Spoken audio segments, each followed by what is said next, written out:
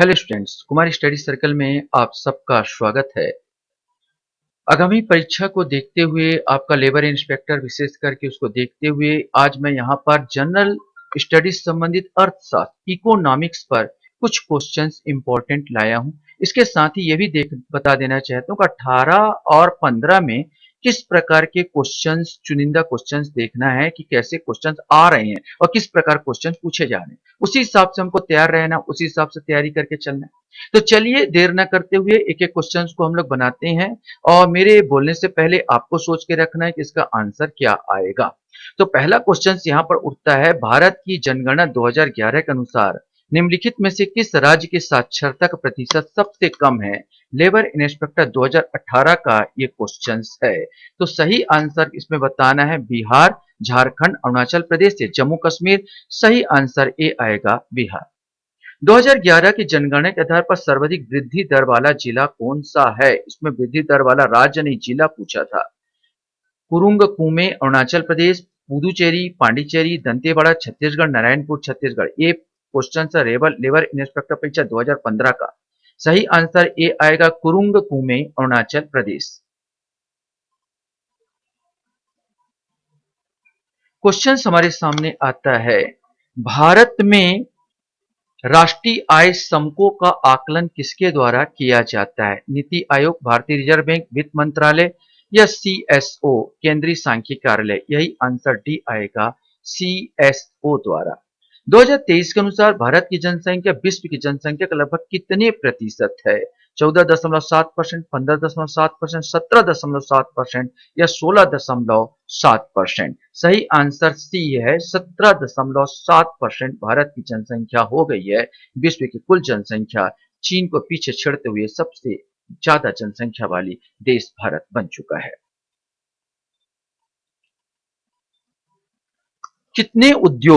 कितने उद्योग core sector में शामिल है? ये लेबर इंस्पेक्टर 2015 क्वेश्चन है। 6, 7, 8 या इनमें से कोई नहीं। सही आंसर कोर उद्योग में जो आते हैं 8 उद्योग को शामिल किया गया है। बिजली है, स्टील है, रिफाइनरी उत्पाद है, कच्चा तेल है, कोयला है, सीमेंट है, प्राकृतिक गैस है और उर्वरक। ये टोटल 8 लोगों को कोर सेक्टर कहा जाता है, जिसका बहुत इंपॉर्टेंट है किसी भी उद्योग को विकास के लिए। क्वेश्चन से, राष्ट्रीय कृषि एवं ग्रामीण विकास बैंक नाबार्ड की स्थापना किस समिति की सिफारिश के आधार पर की गई थी? लोक लेखा समिति, शिवरामन समिति, नरसिम्हन समिति या उपयुक्त में से कोई नहीं। इसमें से सही आंसर बताना था। सही आंसर भी है शिवरामन समिति।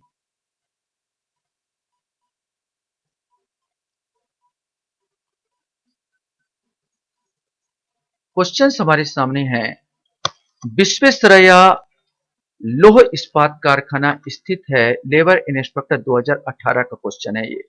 बेलोरी में, भद्रावती में, सेलम में या विशाखापट्टनम में।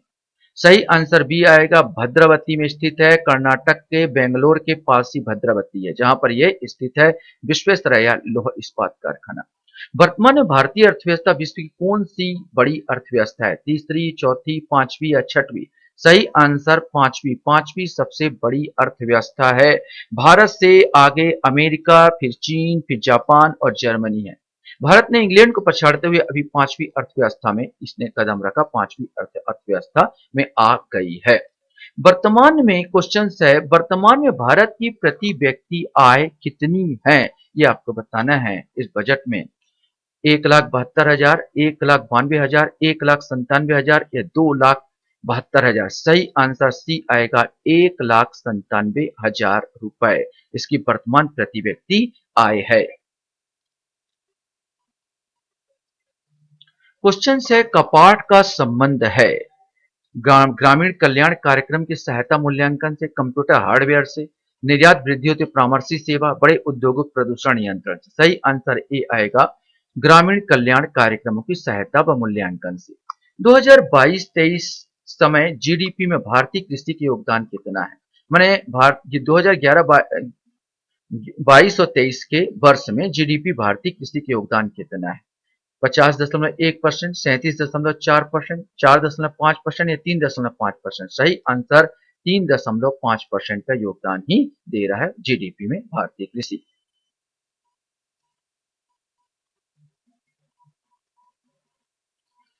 यहाँ पर क्वेश्चन हमारे सामने पूछा गया क्वेश्चन है, भारत में व्यापक मुद्रा का सूचक क्या है? लेबर इंस्पेक्टर 2015 में पूछा गया था। जनता के पास करेंसी, बैंकों की मांग जमाएं, बैंकों की सावधिक जमा, उपरोक्त सभी। सही आंसर इसका डी आएगा, उपरोक्त सभी। भारतीय प्रतिभूति एवं विनिमय बोर्ड की स्थापना कब की गई थी? 1993, 1992, 1988 या 2002 में? ये क्वेश्चन है। सही आंसर बी आएगा 1992। 12 अप्रैल 1992 में भारतीय प्रतिभूति एवं विनिमय बोर्ड की स्थापना की गई थी। क्वेश्चन हमारे सामने यहाँ पर आता है, स्वच्छ भारत मिशन के अंतर्गत 2022 तक कितने घरों में शौचालय बनाए गए हैं? 14.5 करोड़, 12.3 करोड़, 11.7 करोड़ या 12.8 करोड़? सही आंसर सी आएगा 11.7 करोड़। 11.7 करोड़ घर में शौचालय बनाए गए हैं। क्वेश्चन हमारे सामने हैं, उज्ज्वला योजना के तहत 2022 के तक कितने एलपीजी कनेक्शन दिए गए हैं? 9.6, 10.7, 13.5 करोड़ या 15.6 करोड़? इसमें से आपको बताना है। सही आंसर ए आएगा 9.6 करोड़। किस समिति ने कृषि जोतों पर कर लगाने की संस्तुति की थी? भूत लिंगन समिति, बांचू समिति, राज्य समिति, उपरोक्त में से कोई नहीं? सही आंसर सी आएगा, 16 का आंसर सी। राज्य समिति ने सिफारिश की थी कि कृषि जोतों पर कर लगाया जाए, टैक्स लगाया जाए। वैसे भी हमारे यहाँ किसान केवल हरियाणा और पंजाब के किसान ही धन्ना सेठ है। बाकी जगह में, अधिकांश जगह में तो बिल्कुल फटीचर है भाई। प्रॉब्लम ये हो जाता, सरकार खुद देना पड़ता, कहां से टैक्स लगाएंगे। बस 2022 के अंत तक कोविड रोधी टीकाकरण लगभग कितने लोगों को लगाया गया? 102 करोड़, 150 करोड़, 175 करोड़ या 220 करोड़? सही आंसर डी आएगा, लगभग 220 करोड़ लोगों को टीका लगाया जा चुका है।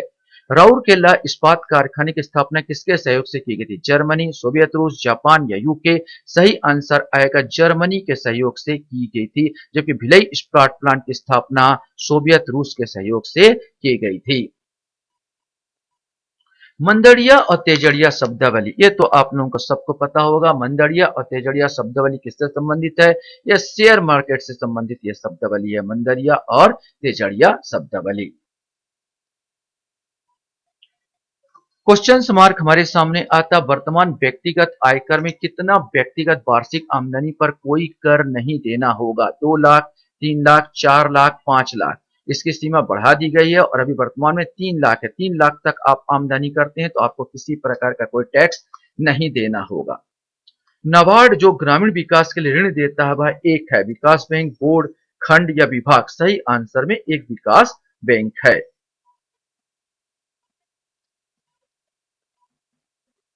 क्वेश्चन है, ब्याज दर नीति निम्नलिखित में से किसके अंतर्गत आती है? राजकोषीय नीति, औद्योगिक नीति, मौद्रिक नीति? उपयुक्त में से कोई नहीं। ये ब्याज दर बोलो, बैंक दर बोलो, यहाँ पर या रिपो दर बोलो, ये सब के सब मौद्रिक नीति का एक भाग है, मौद्रिक नीति के अंतर्गत आती है। तो सही आंसर इसका आएगा सी। भारत में कर्मचारियों के महंगाई भत्ते के निर्धारण का आधार क्या है? राष्ट्रीय आय, उपभोक्ता मूल्य सूचकांक, जीवन स्तर या प्रति व्यक्ति आय? इसमें से आपको बताना है। सही आंसर भी आएगा उपभोक्ता मूल्य सूचकांक। क्वेश्चन है, छत्तीसगढ़ में स्थित दर पर स्थिर होना था, स्थिर दर पर 2022-23 के राज्य में सकल घरेलू उत्पाद में कितने प्रतिशत वृद्धि का अनुमान है? मैंने जीडीपी में कितने प्रतिशत वृद्धि का अनुमान है? सकल घरेलू उत्पाद जीडीपी की बात कर रहे हैं। 7%, 8%, 6.5%, 9.5%? सही आंसर भी आएगा 8% का अनुमान लगाया गया है। राष्ट्रीय कृषि और ग्रामीण विकास बैंक नाबार्ड की स्थापना किस पंचवर्षीय योजना अवधि में की गई थी? चौथी, पांचवी, छठवीं या आठवीं? ये आपको बताना है। सही आंसर इसका सी आएगा, छठवीं योजना में। छत्तीसगढ़ में शिक्षित बेरोजगारों को बेरोजगारी भत्ता देने के नवीनतम योजना के अंदर 2,500 रुपए प्रति माह की दर से बेरोजगारी भत्ता प्रदान करने हेतु 2023 के बजट में कितने करोड़ का प्रावधान किया गया है? ये भी क्वेश्चन बन सकता है कितना दिया जाए, तो कॉमन क्वेश्चन है 2,2500 रुपए प्रत्येक स्टूडेंट को मिलेगा, प्रत्येक विद्यार्थियों को मिलेगा ऐसा बेरोजगारी भत्ता। लेकिन इसमें एक क्वेश्चन पूछा जा सकता है कि भाई कितना करोड़ रुपए गवर्नमेंट ने लगाया है, 300 करोड़, 250 करोड़, 150 करोड़ या 100 करोड़, इसमें से आपको बताना है। सही आंसर भी आएगा 250 करोड़ का प्रावधान किया गया है। क्वेश्चन हमारे सामने है, वर्तमान में छत्तीसगढ़ वर्तमान में छत्तीसगढ़ की प्रति व्यक्ति आय कितनी है? 1,20,700 रुपए, 1,35,840 रुपए, 1,33,898 रुपए या 1,97,000 रुपए। सही आंसर सी आएगा 1,33,898 रुपए। छत्तीसगढ़ में बजट 2023-24 में मनरेगा के लिए कितने करोड़ का प्रावधान किया गया है? 1,902 करोड़, 1,947 करोड़, 1,945 या 1,949 करोड़। सही आंसर ए आएगा 1,902 करोड़। 1,902 करोड़ का प्रावधान यहाँ पर किया गया है। क्वेश्चन हमारे सामने आता है, शाख नियंत्रण के परिणात्मक उपाय में निम्नलिखित में से क्या शामिल नहीं है? खुले बाजार की क्रियाएं, सर्वाधिक तरलता अनुपात, बैंक दर, ऋणों के लिए मार्जिन आवश्यकताएं, यही नहीं है। बाकी ये सब आएगा, बैंक दर तो आएगा ही, संवर्धित तरलता अनुपात भी आएगा, SLR बोलो, CRR बोलो, ये खुले बाजार की क्रियाएं, ये सब आएगा, लेकिन ये नहीं आएगा। क्वेश्चन हमारे सामने है, निम्नलिखित में से कौन बेमेल है? आपको बेमेल इसमें छांटना है। रेखी समिति आयात निर्यात प्रक्रिया सरलीकरण से संबंधित, नंजुंदप्पा समिति रेल किराया भाड़ा, रंगराजन समिति भुगतान संतुलन, गोयरोप्य समिति बैंकिंग सेवा सुधार। रेखी समिति कर से, टैक्स से संबंधित है, न कि आयात निर्यात कर से। तो कौन सा बेमेल है? तो यही बेमेल है। भुगतान संतुलन के प्रतिकूल होने की दशा में निम्नलिखित में से कौन सा कदम स्थिति सुधारने में सहायक? अधिमूल्यन, अवमूल्यन, विमुद्रीकरण या उपरोक्त में से कोई नहीं। इसमें से आपको बताना है। सही आंसर बी होगा अवमूल्यन। अपने मूल्य को जानबूझकर दूसरे मूल्य की तुलना में कम आंकना, कम कर देना। अपने मूल्य को जानबूझकर दूसरे की मुद्रा की तुलना में कम करके बताना, कम आंकना, यह अवमूल्यन होता है। अवमूल्यन में जो उत्पादक होते हैं उसको थोड़ा बहुत फायदा होता है। इसके बाद आता है क्वेश्चन हमारे सामने, स्टेगफ्लेशन क्या है? विकास के साथ मुद्रास्फीति, विकास के साथ अपस्फीति, अपस्फीति के पश्चात मुद्रास्फीति, मंदी के साथ मुद्रास्फीति। एक तो मंदी उपस मुद्रास्फीति, इसी अवस्था को कहा जाता है स्टेगफ्लेशन। क्वेश्चन है, कर सुधार, कर संरचना संबंधी सुधारों के लिए गठित की गई समिति निम्नलिखित में से कौन थी? नरसिम्हन समिति, चलैया समिति, गाडगिल समिति, केलकर समिति। सही आंसर बी आएगा, चलैया समिति ही कर सुधार से संबंधित थी। नरसिम्हन समिति ने किस संबंध में अपने सुझाव केंद्र सरकार को दिए? उच्च शिक्षा संबंधी, कर संरचना संबंधी, बैंकिंग संरचना संबंधी, पंचवर्षीय योजना क्रियान्वयन संबंधी। सही आंसर सी आएगा। जो नरसिम्हन समिति बैंकिंग संरचना संबंधी सुधार से आपका संबंधित है। क्वेश्चन है, अंतर्राष्ट्रीय व्यापार की प्रमुख पहरी। ये तो कॉमन क्वेश्चन है। अंतर्राष्ट्रीय व्यापार की प्रमुख पहरी कौन है? तो ना बोलते हैं WTO, वर्ल्ड ट्रेड ऑर्गेनाइजेशन, विश्व व्यापार संगठन। 35 का आंसर आपका सी होगा। भारत में नीति आयोग कब स्थापित किया गया? 2013, 2014, 2015, 2016। सही आंसर सी आएगा 2015। 2015 को ये नीति आयोग स्थापित किया गया था। क्वेश्चन हमारे सामने यहाँ पर आता है, यदि राजकोषीय घाटे से ब्याज भुगतान निकाल दिया जाए तो शेष बराबर होगा राजस्व घाटे के, प्राथमिक घाटे के, बजट घाटे के या मौद्रिकृत घाटे के। इसमें से आपको बताना होगा। सही आंसर सी आएगा, बजट घाटे के।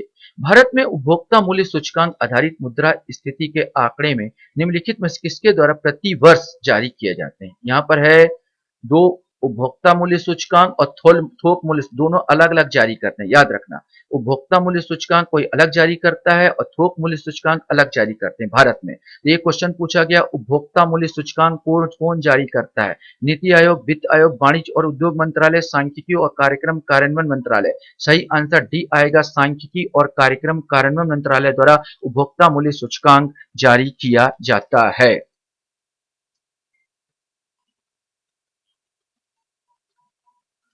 क्वेश्चन है, प्रत्येक वित्तीय वर्ष प्रत्येक वित्तीय वर्ष से ही व्यय के प्रत्येक मद का नया मूल्यांकन करके बजट बनाना कहलाता है। Performance budget, deficit budget budgeting, zero based budgeting या फ्रेश बजटिंग। सही आंसर सी आएगा, जीरो बेस्ड बजटिंग।